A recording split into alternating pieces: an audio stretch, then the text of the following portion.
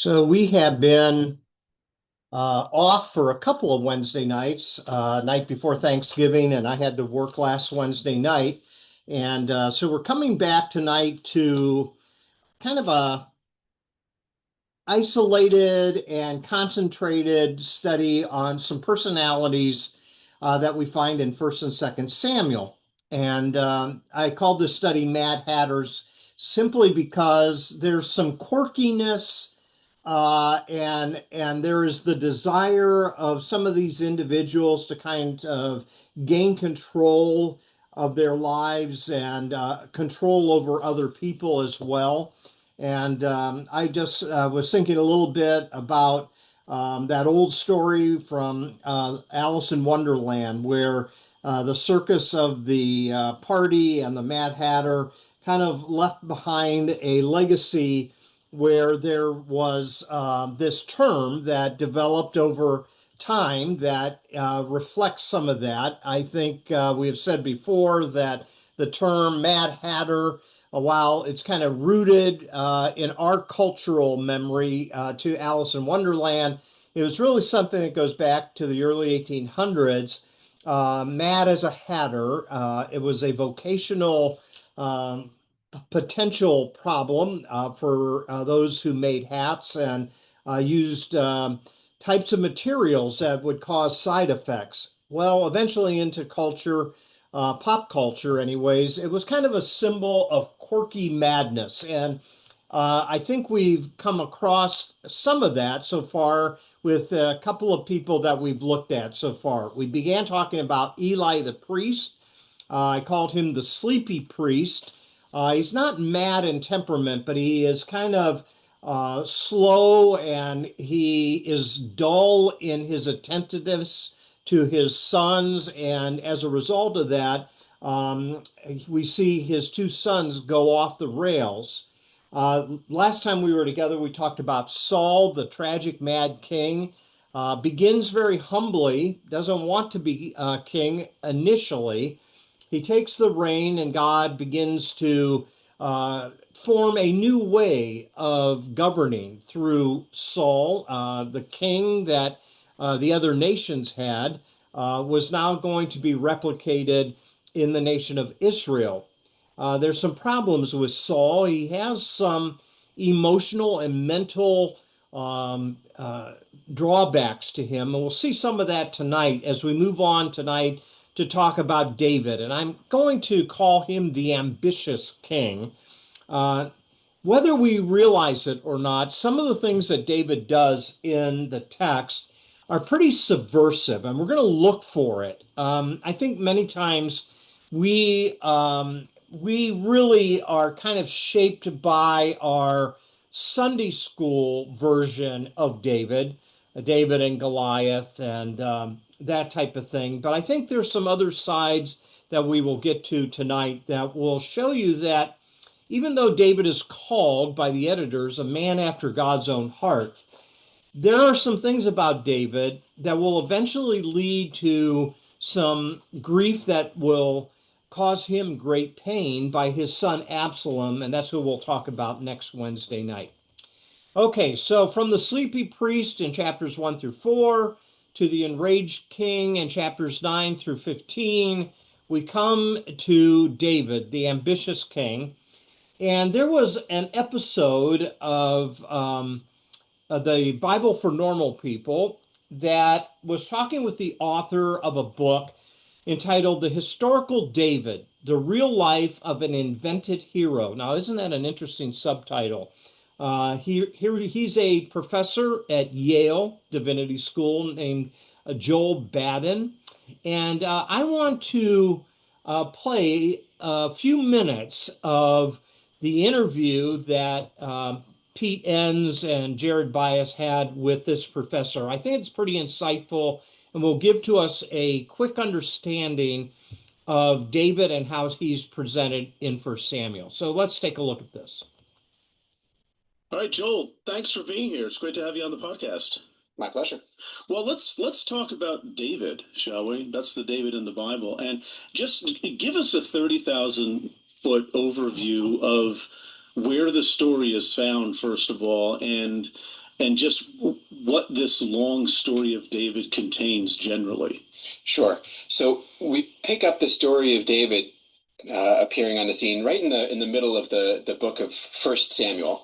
And it's going to last through the rest of First Samuel, all of Second Samuel, and trail off into the first couple of chapters of First Kings. So we're talking about actually a almost unthinkably large amount of text devoted to really the biography of one character. There's really nothing else like it in the Bible. Moses has got a bunch of stuff, obviously in the Torah or the Pentateuch, but it's not biographical so much. This is really David's story. It places him as really the central character of the entire Hebrew Bible. Where we are, of course, is that we've gone, being in First Samuel, we've left the world of the judges, of Samson and Deborah and all of them, and we've come to Israel's first thing resembling a king in Saul, David's predecessor. And Saul has had his ups and downs, mostly downs. And we know already from the Saul story that God is upset at Saul and is going to raise up, as the text famously says, a man after my own heart to replace Saul. And that's going to be David. And so David enters the scene in the middle of Saul's reign, just as God has turned his affections away from Saul. In comes David to step up to the plate, as it were. The story itself, it's a ramble. It's an epic. It's kind of amazing in its scope. We've got David as a youth. In the David and Goliath story, famously, you picture this teenage kid, I think he should be scrawny, even if the paintings don't always make him that way. You got this kid facing off against the giant. He's got battles that he wins. He has marriages, multiple marriages, more than you'd think one guy would need, but I'm not one to judge. And he's got kid problems, story about who's going to succeed him. Which one of his sons is it going to be? It ends up being Solomon. That's a whole story unto itself. There's rebellions against him by his own kids. Absalom, most famously. He's in power. He's out of power. He's back in power. He's hated by the people. He's loved by the people. And in the end, he dies a happy death of old age. Not before he's passed on some advice to Solomon on how to keep the family in power. Not how to be a good king, but how to keep the family in power. Right. Yeah. Well, that kind of goes to the first question we want to talk about, because we like to take a step back and look at what kind of thing are we looking at when we look at the story of David. And you call it an apology. So what do you mean by that? And then what evidence do you have for reading the David story that way? In some ways, I think that's what we're going to be talking about the rest of this episode, but maybe you can point us to a few factors that lead you there. I think the first thing to talk about is, when we're reading the Bible, we actually don't often ask the question of, I think, genre. It's easy when you're reading poetry. You're like, oh, this is poetry, not prose, or this is laws and not narrative, whatever. But, not all narratives are just straightforward historical recountings. And in fact, I would go so far as to say, none are. Our modern idea of history, quote unquote, as it actually was, or this sort of objective, I'm just going to tell the facts, ma'am, sort of historical writing, that's not something that existed, I don't know, probably until a couple hundred years ago. But in any case, certainly not back in ancient Israel. The purpose of writing wasn't just to record what happened exactly as it happened. Everything was written, and this is true of everything from Genesis 1 onward. Every story, every narrative in the text is written in order to convey something to the reader, to convince us of something. So even just to step back and say, just ask the question, why am I reading this story? Why did somebody think I should write down this story in this way? That in itself is, I think, sort of the very first step to starting to read the Bible in what I think of as at least a more interesting way than it's telling me the exact facts exactly as they happen. So once we start saying that, we can ask questions like, okay, so what is this story trying to do to me as a reader? What is it trying to accomplish? What kind of feelings for the characters am I supposed to have? Am I supposed to like the characters or dislike the characters? Whose side am I supposed to be on? How is the text convincing me that so and so is good or so and so else is bad, or these kinds of cues? And the David story, as you said, I categorize as an apology. Now, apology obviously doesn't mean in this case, what it means to most people today, which is, I'm sorry. An apology in the literary genre sense is we know it today, I think, mostly essentially as what we would think of as spin. And an apology says, yes, I know that stuff happened, but it's not what you think. It didn't happen exactly the way it looks or might seem. And again, we have this kind of thing. We don't call them apologies, although we probably should.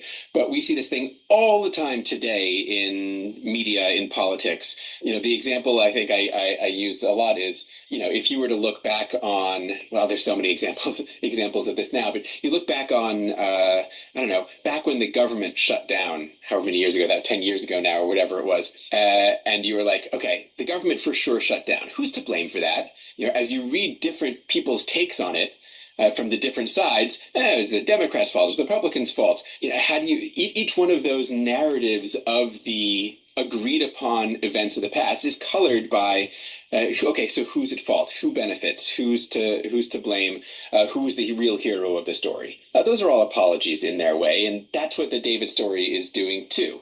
I think what it's doing is it's taking observable, known things about its main character, David, and then going to great lengths to tell us, but I promise it's not as bad as it looks. And this is not me imposing some later literary genre onto the biblical text.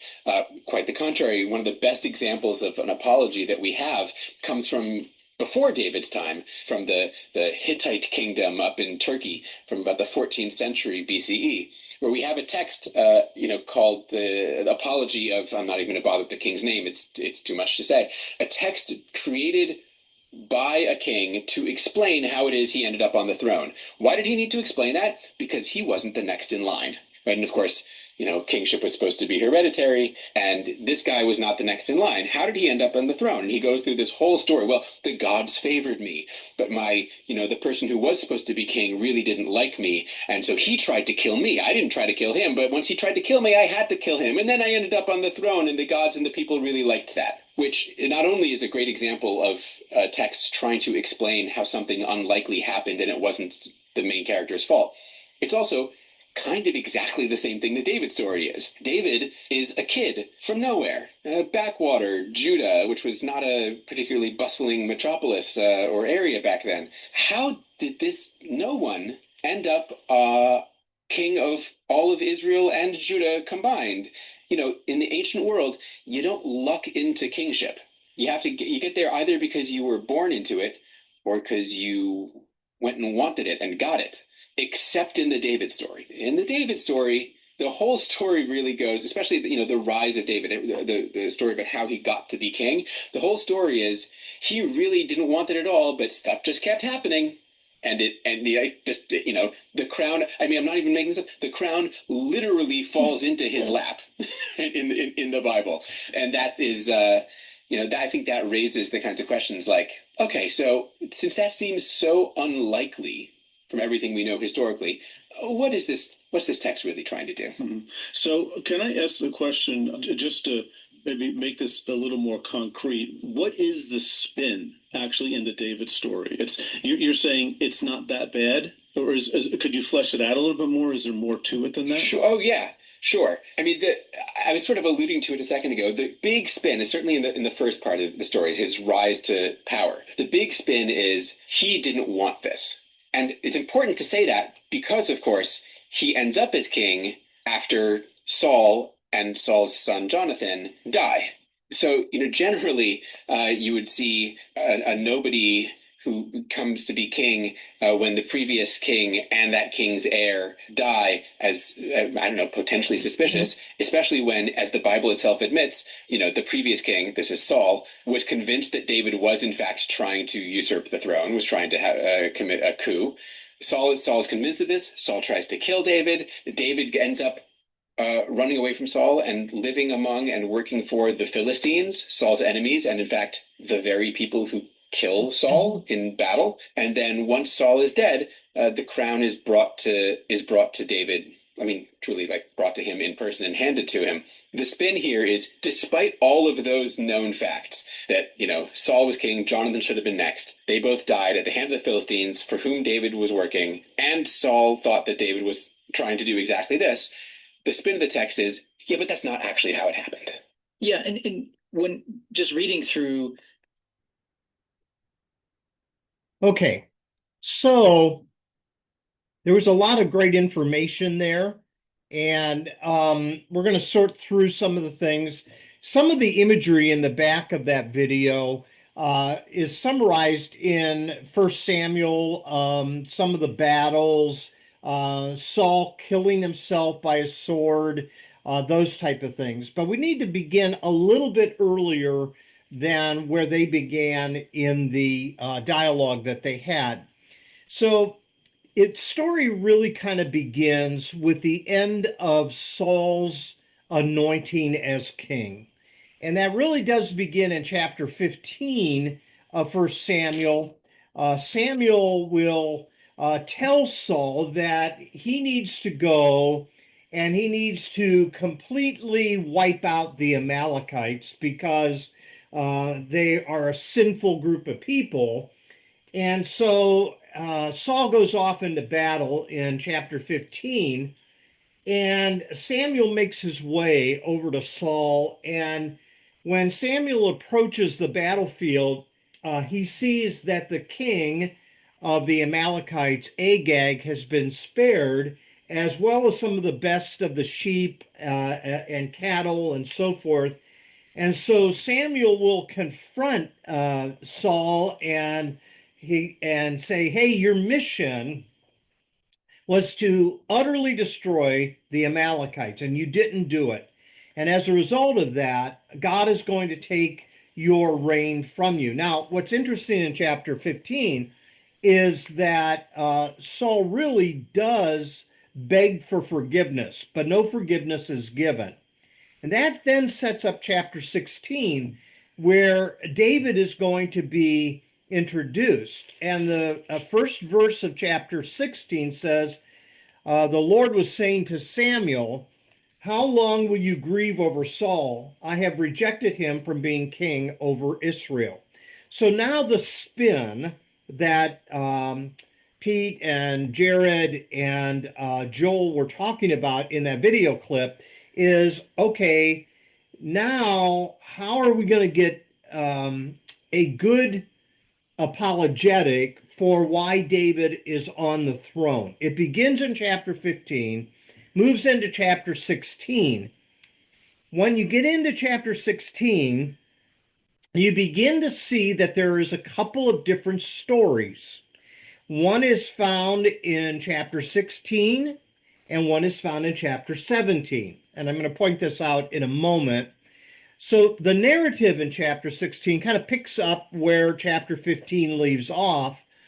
And when you come to chapter 16, we are told initially that Samuel is directed by God to anoint one of Jesse's sons. And we're introduced in that narrative. He is told in chapter 16, "Fill your horn with oil and set out, and I will send you to Jesse the Bethlehemite, for I have provided for myself a king among his sons." So that's what Samuel does. He he goes pretty covertly, though. He doesn't want Saul to find out that he's going to the family of Jesse to find the next king. And really, in chapter 16, what we find is that Samuel says that God is looking for more than the height and stature of a man. Remember, that's how Saul was chosen, because he looked the part. And Samuel will say in chapter 16, verse 7, "The Lord looks at the heart." Now we're beginning to get a setup that David is this pure, unmotivated individual to try to grasp power. And that's what they're talking about in the video. The spin of this is we're being told one thing, but the stories reveal something else. And what we find is there's a couple of different narratives about how David is chosen to be the king. One is in private and one is in public. Chapter 16 is in private, chapter 17 is in public. what we find is there's this prominent man in the community named Jesse. Why his family is chosen, we're not told. The narratives here give us information, but like all narratives and all history for that matter, they are not straightforward facts. They have shade to them. And I never knew this going through school. When I read history books going through school, I always thought that's the way it happened. But what you find is every author has a spin. And in chapter 16 and 17, there's two different accounts here. The first one is Samuel traveling to Bethlehem, where Jesse will parade all of his sons in front of Samuel.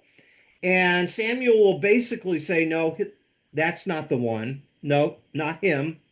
And then in verse 14 of chapter 16, it says, now the Spirit of the Lord departed from Saul, and an evil spirit from the Lord tormented him. Put that on the back burner for a moment. It's almost as if God is causing this madness in the mind of Saul.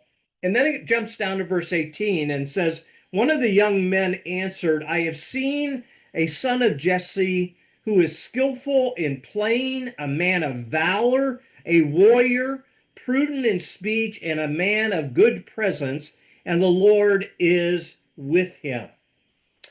Then it says, so Saul sent messengers to Jesse and said, send me your son David who is with the sheep. Remember, David is the youngest of all these brothers. He is doing the meaningful but tedious task of watching the flock. It doesn't even give Jesse a thought to bring him in and parade him before Samuel, because he's a youth, he's young. But did you notice what I read in verse 18? Here's where the disconnect starts. I have seen the son of Jesse the Bethlehemite, who is skillful in playing. He's a man of valor, a warrior, prudent in speech, a man of good presence. The Lord is with him. That sounds like a man, not a youth to me. How does a youth become a valiant warrior? So even in the text, there's hints that there's an apology going on here, that David is the right guy, even though he doesn't look the part. He's young. He's basically a shepherd, but he is a man after God's own heart. So this apology is beginning to tell us how David ends up on the throne when he shouldn't have. As was mentioned in the video, the next person in line, if Saul is rejected, should have been his son Jonathan, but not David. Okay, then you get into chapter 17. And into chapter 17 of 1 Samuel is the very well-known story of David's confrontation with Goliath. And David is presented as a man with a giant spirit, full of courage and faith. And what's interesting is at the end of chapter 16, what we're told in verse 21 is that because David was a man of war, a warrior rather, a man of valor, it says, and David came to Saul and entered his service. So he came into the court. He has a position. Saul loved him greatly and became his armor bearer. That's pretty important stuff. This is kind of right hand of the king.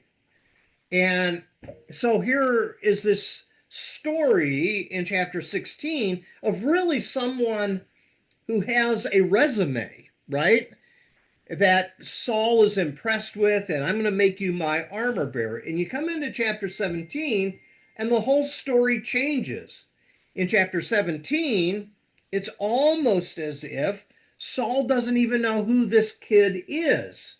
In fact, what we're told is when Goliath presents his challenge before the Israelites, and no one is wanting to stand up to Goliath.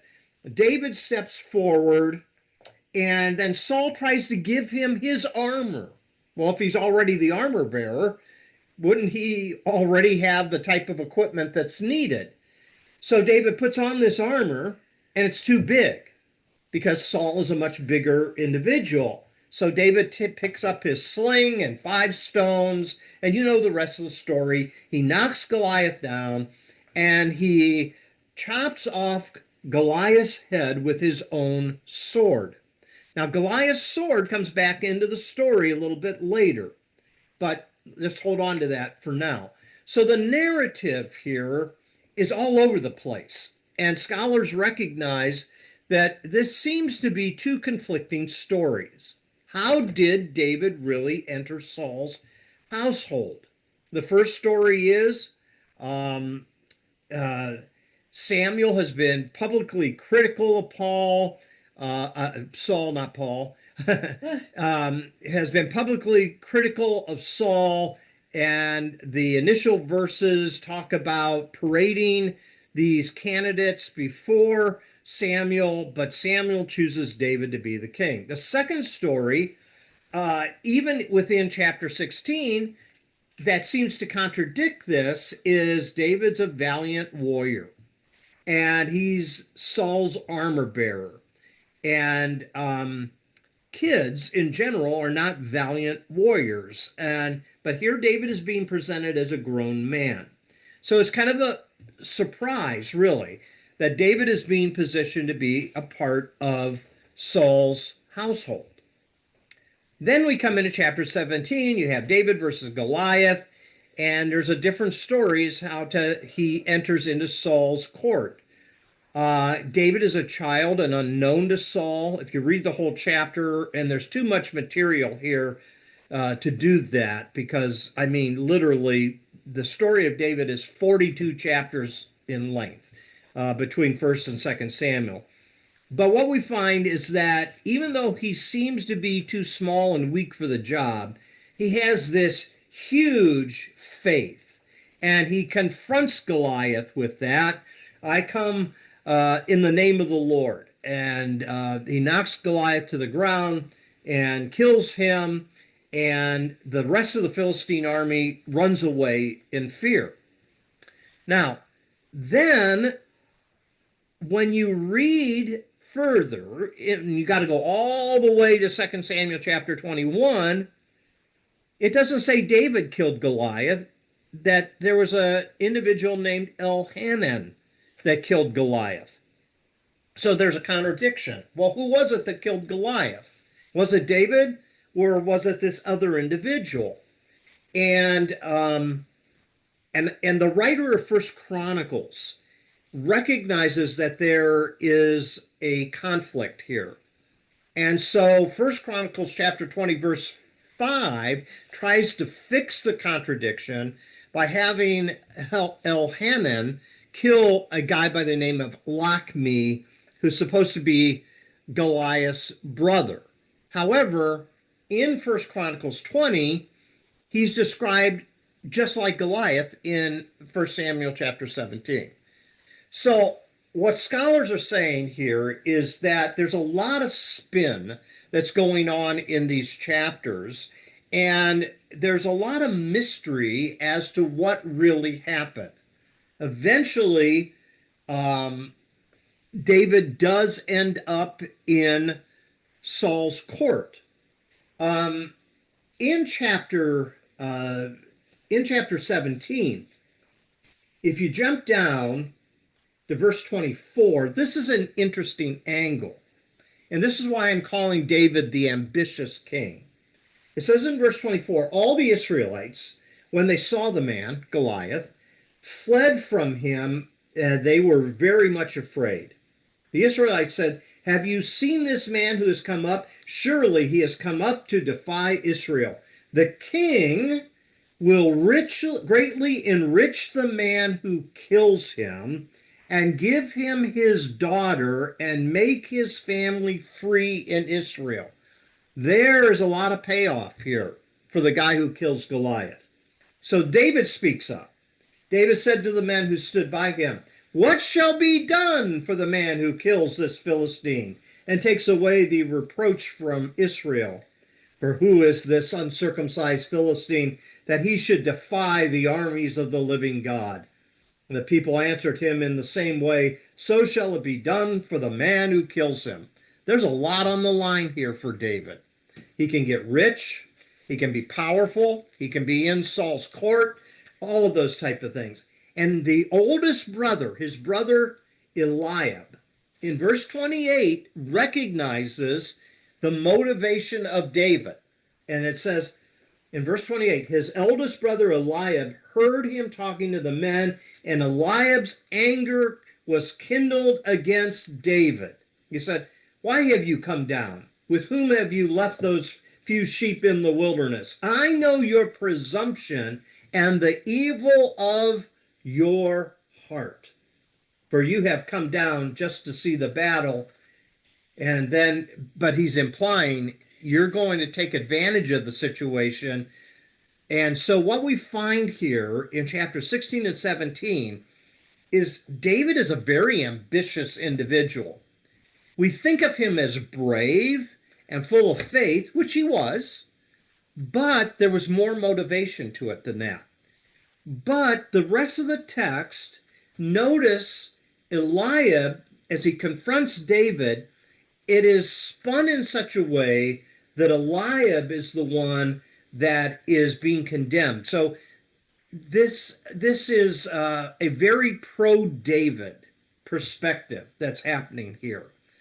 So 1 Samuel 17 is more than just a story about David and Goliath. It's a story also about David's desires and ambitions and so forth. So what is it that David will get out of it? Marriage to Saul's daughter. He is not marrying for love, but he will be consolidating some key territories through this marriage. And that's what Eliab is calling him out on. So he's positioning himself for the throne. And David will kill a lot of people to become the king. There's a violent side to David. And it comes through later when he sends the husband of Bathsheba straight to the front of a battle line so he would be killed to cover the fact that he got Bathsheba pregnant. So what the text is doing is kind of setting up a Saul versus David scenario. The way the text reads, and we're not reading all of this, you can see 18 through 27 is a lot of text. There's this ongoing tension that begins to develop between Saul and David, and it's kind of built into the storyline of the narrative. And what's fascinating is eventually Saul is wanting to get David killed. And what does he do? Part of the story says Saul sends David to the front of the lines. Guess where David learned that trick about Uriah? That's what Saul did to him, in hopes that he would be killed. David is becoming a national war hero, both with the public and even with Saul's family. And what we're told is David has this very intimate friendship, if not more, relationship with Saul's son, Jonathan. Okay, that's a whole separate story in and of itself. But by the time all of this works, when you get to chapter 21, what you find taking place is David has to flee because Jonathan has told him that Dad is out to kill you. He's gonna get rid of his competition. So in chapter 21 and 22, David is on the run. And as he flees, one of the things that we see is he is going to run to a community of priests. So when you get to chapter 21, he's going to run to a place called Nob, N-O-B, to meet the priest Ahimelech. And what's fascinating here as he runs for cover to this priest is that David um, is wanting to gain strength. And when you move into chapter 22, it's fascinating what is said. He's going to escape to a cave of Adullam in verse 1 of chapter 22. When his brothers and all his fathers heard of it, they went down there to him. Then it says this in verse 2 of chapter 22. Everyone who is in distress, and everyone who is in debt, and everyone who is discontented, 3 Ds, distress, debt, and discontentment, gathered to him, and he became captain over them. That's how he begins to build his army, with people that have financial needs, people that have discontentment with Saul's reign, and so forth. So David, as he seeks shelter in Nob, and he is hiding among the priests, he is hiding in the cave. What we see taking place is he's attracting, at the same time, a group of fighting men. And he's also going to cultivate ties with foreign nations. What's fascinating is as Saul chases him down and pursues him, David has the chance a couple of times to kill Saul, and he doesn't do it. He says, I'm not going to lay my hand against the Lord's anointed. What we find, and what is the most troubling, is that the place that David goes to build an alliance is to the Philistine lands. Now, the text has already told us that the Philistines are the enemies. The text has also told us that David had killed the greatest warrior of the Philistines, Goliath, but that's where he runs to and offers his services as a warrior to be a mercenary for the Philistines. So what we find taking place in the text is a lot of different information. And that's why most Bible scholars say this has been assembled from different sources. It's not like it's a gap-proof narrative that shows from point 1 to point 2 to point 100, that it's smooth, it's clean. There's a lot of hiccups in it. So when you read the entire story, you see the many attempts that Saul makes to kill David. He orders Jonathan to kill him in chapter 19.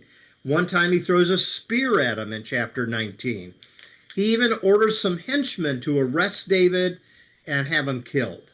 He sends 3 companies of soldiers to capture David. And then he himself goes to Ramah to arrest David. While David is hiding in the cave, Saul has to relieve himself. He goes into the cave to relieve himself. And David will cut off, without Saul's knowledge, the hem of his robe to show that he could have killed him. And I think what the editors are trying to do by positioning all these things, you notice all those things happen in chapter 19. They're all kind of bunched together, okay? Here is proof that he is God's chosen king because he survived all these threats. And that's kind of the spin that we see taking place. So the other side of it is, in this big text, is the descent of Saul mentally. Now, we all the way back into chapter 16, we're told that the Lord gave Saul an evil spirit, and it troubled him. Chapter 16 tells us that David was skillful with the lyre, and that brought kind of a soothing presence to Saul. But we see this trouble in Saul's life continuing to grow. And there's different things that set him off. Now, a clarification here. When it says an evil spirit, I don't think it's talking about it being a demonic source. I think this was probably an ancient way of expressing Saul having some type of mental illness, whether it's schizophrenia or bipolar or whatever it is. And it seems to come on Saul in various ways. And it pushes him into paranoia. And he thinks that David is going to kill him, and David has the chance to kill him and doesn't do so, but that's not enough.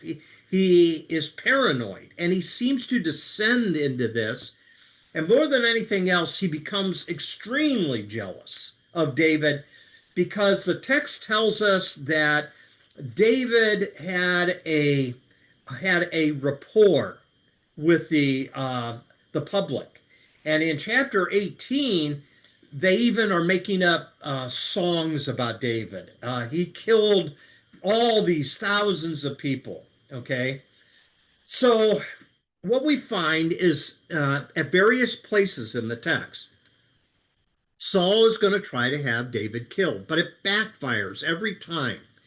And he finally tries to arrange a marriage between his daughter Michal and David. And here's one that is just fascinating to me, okay? So this goes all the way back to chapter 18 again. So in chapter 18, listen to the bride price that David has to come up with to marry into Saul's family, okay? So here's what it says in verse 25.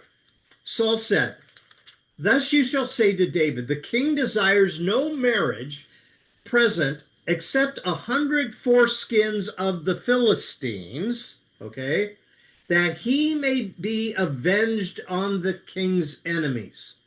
Now Saul planned to make David fall by the hand of the Philistines. That's his motivation.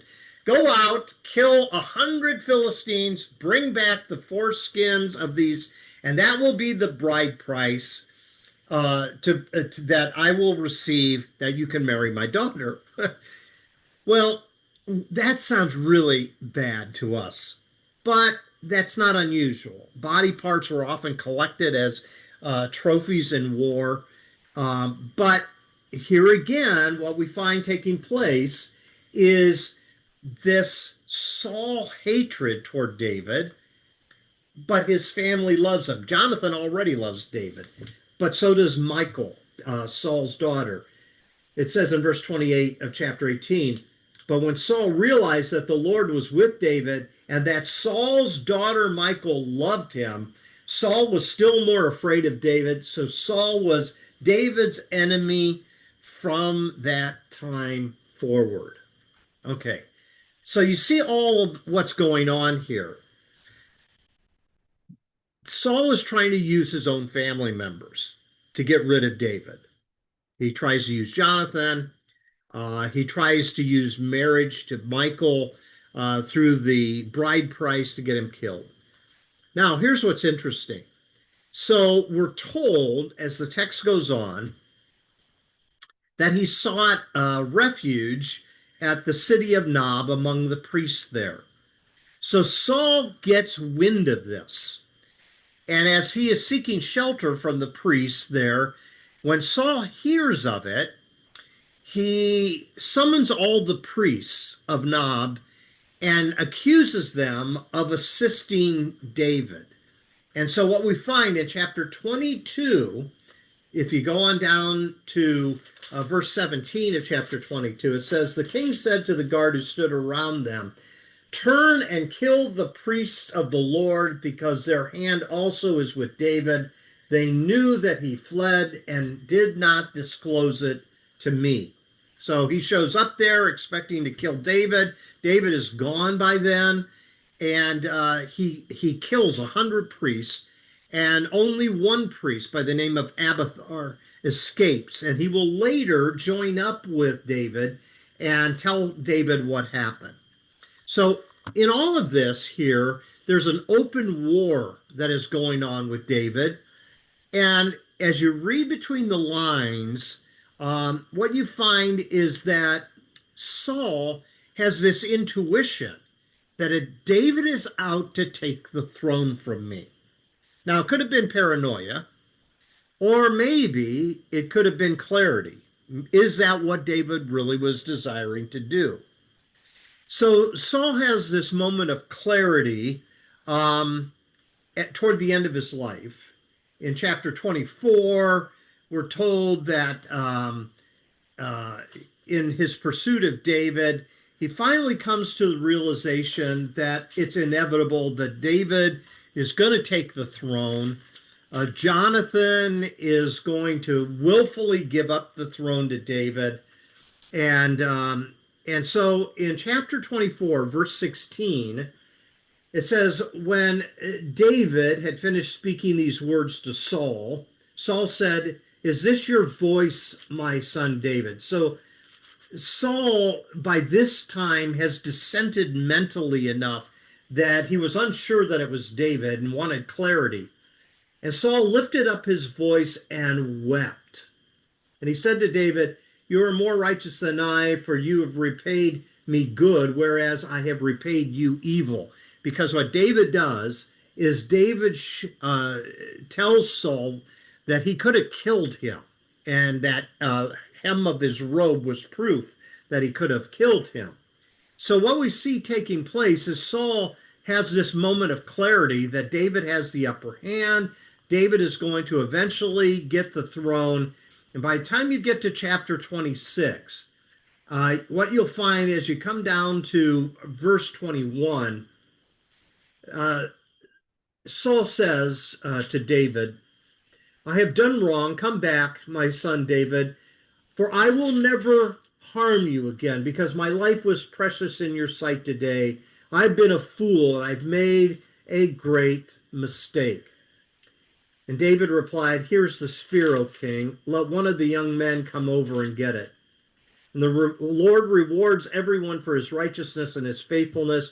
For the Lord gave you into my hand today, but I would not raise my hand against the Lord anointed.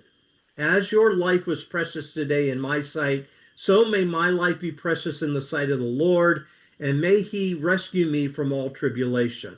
Then Saul said to David, "Blessed be you, my son David. You will do many things and will succeed in them." And so David went his way, and Saul returned to his place. But David didn't believe that. When you move into chapter 27, David says in his heart, "I shall now perish one day by the hand of Saul. There's nothing better for me than to escape the land, to the land of the Philistines. Then Saul will despair of seeking me any longer within the borders of Israel, and I shall escape out of his hand." So there is all kinds of different motivations that are going on here. But the thing that the text is doing is showing the ascent of David from being this shepherd boy in one text to him being a valiant warrior that is the armor bearer of Saul in a different text. But what you'll find in this story is that David wins the heart of the people, and he kind of gives off a Robin Hood vibe. He is the one that God's hand is upon. And the other thing that we learn in later sections is that he is willing to make peace with Israel's traditional enemies, like the Philistines and so forth. So David is remembered as the slayer of Goliath, and yet he's a mercenary who abandoned his people to be a hired gun for the Philistines, and that's often overlooked in the story of David. Now, we haven't even approached the Bathsheba story, and I'm not going to get to that. You know that. Next time we want to talk about how Absalom sees through all of this, and there's a grave sin that Absalom is seeking justice for that leads to a revolt against David. What we find basically is toward the end of 1 Samuel, we're told by the time you get to chapter 31 that Saul is going to war again with the Philistines. And this time he's not going to win. And the editors are telling us he has to watch his sons, including Jonathan, die in battle. Saul is wounded in the battle, and he begs that his shield bearer, or another word for that is armor bearer, who that is at this point, take his sword and kill him. So in chapter 31, here's the end of Saul's life. Now the Philistines fought against Israel, and the men of Israel fled before the Philistines, and many fell on Mount Gilboa. And the Philistines overtook Saul and his sons, and the Philistines killed Jonathan and Abinadab and Malchishua, the sons of Saul. The battle pressed hard upon Saul. The archers found him, and he was badly wounded by them. Then Saul said to his armor bearer, "Draw your sword and thrust me through with it, so that these uncircumcised may not come and thrust me through and make sport of me." In other words, he doesn't want to be a trophy of war because they're the ones that torture and kill him. And the armor bearer was unwilling, it says. He was terrified. So Saul took his own sword and he commits suicide. Now the story is open for David to take the throne. And that goes on into into 2 Samuel, which we're not going into tonight. But what we are learning through all this is there's a lot of intrigue in these chapters. And if you look for it, yeah, David is called a man after God's own heart. Yet at the same time, David has an edge to him, that he does what he wants to do, he gets what he wants to get, and he's willing to be a mercenary to get that. Now, rather than the authors trying to downplay David's role in his rise to power, the thing that they do in this chapter is it was all a part of God's plan. That's the way they excuse it. It was all a part of God's plan. David was destined for the throne and that type of thing. So here's what I want to say. He's very ambitious individual. And so I forgot to put this chart into your handout. I apologize for that. Here are his traits.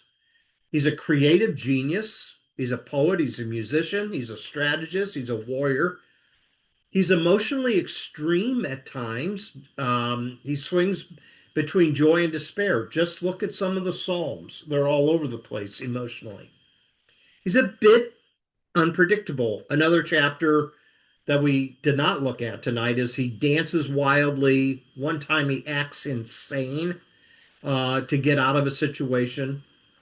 Much of his life is trauma-shaped. He's constantly being hunted, exiled, and so forth. He has a need for belonging, and he finds that in his relationship with Jonathan. And they make a covenant with each other, a covenant of love, and so forth. And Jonathan will warn David that his dad is going to kill him. He's ambitious. He desires a dynasty and a temple. He wants to build a temple. Later in David's story, David wants to build a temple to the Lord, and God says to him, "No, you're a man of war. I'm not going to let you build the temple. Your son will build the temple." He's a courageous individual. He faces Goliath. I don't think Goliath is 9 foot tall. I think there is a variant reading that is probably more accurate. If you have a study Bible, it'll give you that information. He was probably 6 foot something, but he was still a giant of a man. But he's not, he's not this this alien from another planet type big. He does have a lot of leadership magnetism. He's able to take outcasts and make an army out of them. At times, he's abusive. He misuses his power with Bathsheba, and he sends Uriah to his death. He's also stubborn, and that's what we'll see next week. He refuses to reconcile with Absalom, and it will lead to Absalom's execution by one of David's uh, officers, one of the people in his court. So, what I want you to remember about David is the Sunday school version is David's courageous. David is God's man. David has a heart for God, and all that's true. But there's the other side as well, and the other side is one that has some shade and shadow to it. So just kind of keep that in mind. I think some of the failures of David will appear in a couple of things that he does. He chooses to take a census of his soldiers to show how strong he is. And David was not to do that. That's a whole nother story. The census is kind of showing off the glory to the size of his kingdom. He's passive in dealing with his family, and we'll get to that next week. That leads into the portrait of Absalom. Okay, so what we're going to do is see if you have some questions, and